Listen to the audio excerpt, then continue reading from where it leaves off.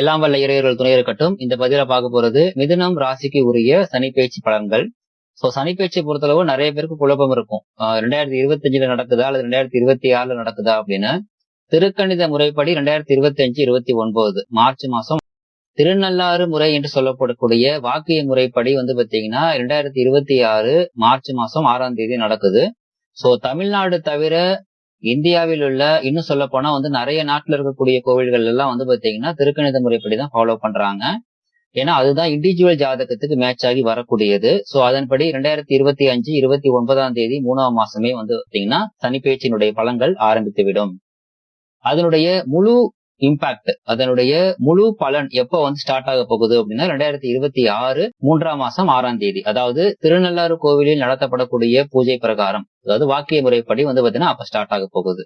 So அப்ப இப்ப நடக்கக்கூடிய சனிப்பெயர்ச்சினால மாற்றங்கள் இருக்குமா சார் அப்படின்னா கண்டிப்பாக மாற்றங்கள் இருக்கும். அந்த மாற்றம் பாத்தீங்கன்னா சிலருக்கு மிகப்பெரிய லெவல்ல பிளஸ்ஸாவும் இருக்கும், மிகப்பெரிய லெவல்ல மைனஸாவும் இருக்கும். அது உங்களுடைய ராசிக்கும் உங்களுடைய சுயஜாதகத்துக்கும் உள்ளபடிதான். சோ இப்ப சனிப்பெயர்ச்சி பலன்களை 3 பகுதிகளாக பார்க்க போகிறோம். முதல் பகுதியை பொறுத்தளவு உங்களுடைய ராசிக்கு சனி பகவான் எந்த இடத்தில் அமர்கிறார், எந்த இடத்தை பார்த்து செய்கிறார், அதன்படி உங்களுக்கு என்ன பலன் அப்படிங்கறத பொதுவா பார்க்க போறோம். சக்சஸ் விகிதம் அப்படிங்கிறது 30ல இருந்து 60% வரைக்கும் பொருந்தும். இதே பகுதி 2 அப்படின்னு சொல்லிட்டு ஒரு பதிவு வரும். அந்த பதிவுல என்ன பார்க்க போறோம் அப்படின்னா, நீங்கள் எந்த ராசியாக இருந்தாலும் உங்களுடைய லக்னம் அப்படிங்கிற அடிப்படையில ராசிக்குண்டான பலன்களையும் தாண்டி, ராசிக்கு சொல்லப்படக்கூடிய பலன்களையும் தாண்டி, சரிங்களா, உங்களுடைய லக்னம் அப்படிங்கிற பேசிஸ்ல சில பலன்கள் உங்களுக்கு கிடைக்கும். அது பாத்தீங்கன்னா சிங்கிள் லைன்ல ஒவ்வொரு லக்னத்துக்கும் இன்னொரு பதிவுல பகுதி 2 அப்படிங்கிற விஷயத்துல பார்க்க போறோம்.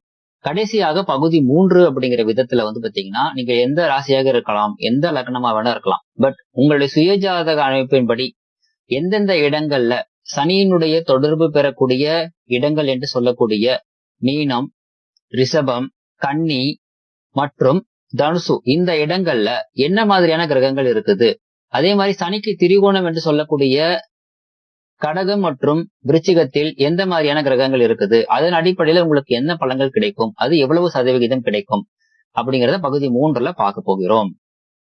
இது கிளியரா பாத்துக்கோங்க. இது பகுதி 1க்கானது ராசி பலன்கள் அப்படிங்கிற அடிப்படையில.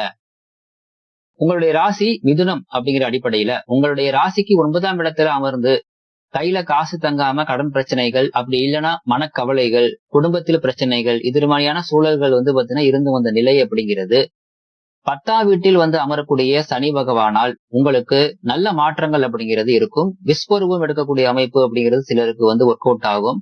தொட்டதெல்லாம் துலங்குதுப்பா அப்படிங்கிற அமைப்பும் சிலருக்கு ஒர்க் அவுட் ஆகும். பிதிர்வழி சொத்து பிரச்சனைக்கு முடிவுக்கு வரும்.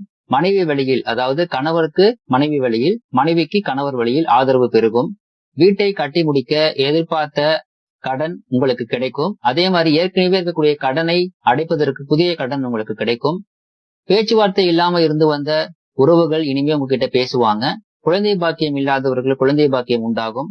அக்கம் பக்கம் வீட்டாருடன் இருந்து வந்த மனஸ்தாபங்கள் சரியாகும். கோவில் கும்பாபிஷேகத்துல பாத்தீங்கன்னா கலந்துக்க முடியும்.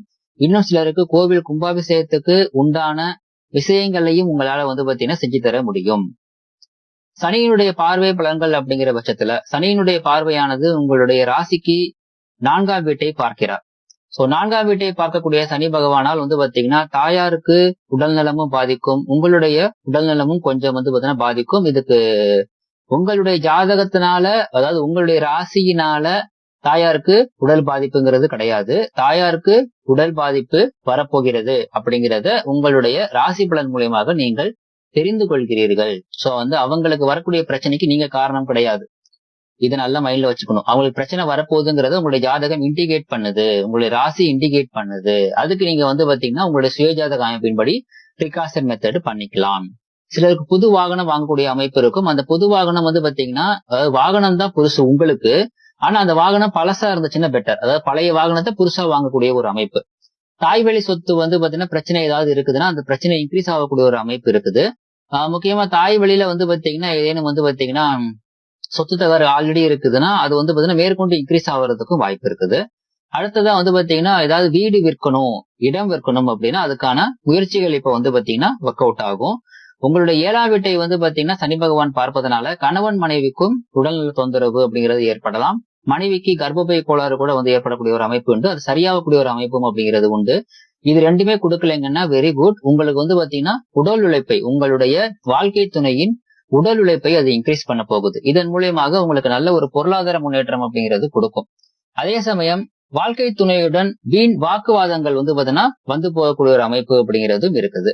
சனி பகவான் உங்களுடைய 12வது வீட்டை பார்ப்பதனால சிலருக்கு தூக்கமின்மை ஏற்படும், சிலருக்கு சுப விரயங்கள், அதாவது சுப செலவுகள் என்று சொல்லக்கூடிய விஷயங்கள் ஏற்படும். ஆன்மீக பயணம், பாத யாத்திரை, அல்லது வந்து பாத்தீங்கன்னா நெடுந்தூர வந்து பாத்தீங்கன்னா ஆன்மீக பயணம், லைக் வந்து பாத்தீங்கன்னா நார்த்ல இருக்கிறவங்க சவுத்துக்கு போறது, சவுத்ல இருக்கிறவங்க நார்த்துக்கு போறது, எந்தெந்த இடங்களுக்கெல்லாம் பயணிக்கணும் அப்படின்னு சொல்லி ஆசைப்பட்டீங்களோ அதெல்லாம் ஒர்க் அவுட் ஆகக்கூடிய ஒரு அமைப்பு அப்படிங்கிறது இருக்கின்றது.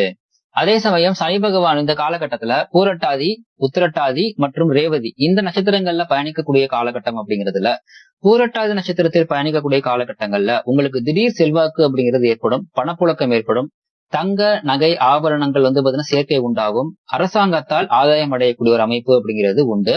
திருமண வாய்ப்பும் வந்து பாத்தீங்கன்னா உங்களுக்கு நல்லாவே வந்து பாத்தீங்கன்னா ஒர்க் அவுட் ஆகும்.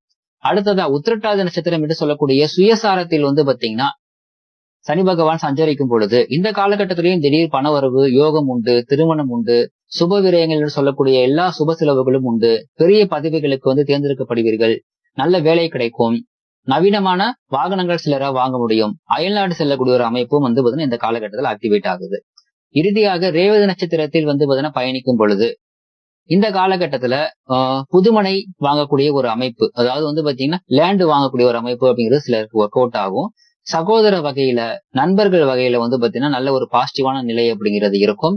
மனைவி வழியில், கணவர் வழியில், அதாவது வாழ்க்கை துணை வழியில் உதவிகள் அப்படிங்கிறது கிடைக்கும். சிலருக்கு நண்பர்களால் துரோகங்களை சந்திக்கக்கூடிய ஒரு அமைப்பும் அப்படிங்கிறது இந்த காலகட்டத்துல உருவாகும். அது உங்களுடைய சுயஜாதகத்தை பேஸ் பண்ணி தான். எப்பவுமே வந்து ராசி பலன்கள் சொல்லக்கூடிய விஷயங்கள் எல்லாமே சுயஜாதகத்தை பேஸ் பண்ணி தான் உங்களுக்கு பலன்கள் கிடைக்குமே தவிர, ராசி பலன்கள் நல்லது சொல்லிட்டாங்க அதனால சூப்பரா நல்லது மட்டும் தான் நடக்கும், கெட்டது சொல்லிட்டாங்க அச்சுச்சோ கெட்டதுதான் நடக்குமா அப்படின்னு சொல்லி பயப்படாதீங்க. ராசி பலன்கள் அப்படிங்கிறது வந்து பாத்தீங்கன்னா மேலோட்டமானவை. உங்களுடைய சுயஜாதகத்தில் நீங்க என்ன லக்னம் அப்படிங்கிறது தான் முக்கியம். 2வது உங்களுடைய சுயஜாதகத்தில் உள்ள கிரக நிலைகள் முக்கியம். இது எல்லாத்தையும் பேஸ் பண்ணி தான். சோ இத அடுத்தடுத்து பகுதி 2 மற்றும் பகுதி 3 அப்படிங்கிற விதத்துல தனித்தனி பதிவாக பார்க்கலாம். வாழ்த்துக்கள்.